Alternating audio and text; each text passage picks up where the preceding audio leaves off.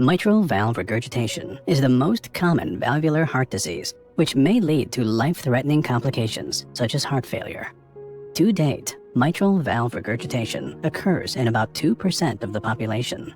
In the US and EU alone, over 4 million people suffer from moderate to severe MR. Incidence is increasing rapidly due to increase in life expectancy. Primary MR is caused by abnormalities of the valve components such as chordal rupture and leaflet prolapse and can cause bad coaptation between the leaflets that cause leakage.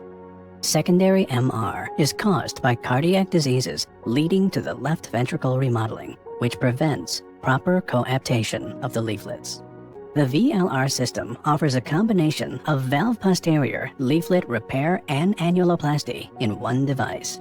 The VLR solution is based on the gold standard surgical mitral valve repair approach.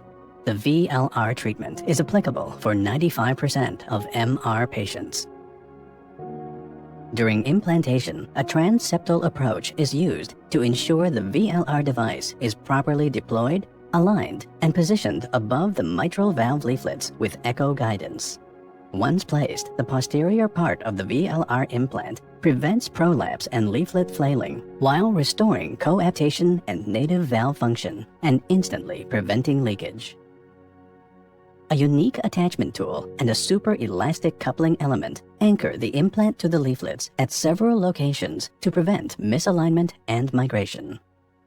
VLR restores leaflet coaptation, which enables the native valve to function with adequate blood output without MR. Over time, the VLR device will be surrounded by tissue ingrowth and become an inherent part of the mitral valve. The VLR device becomes part of the native mitral annulus, preventing any late dilation.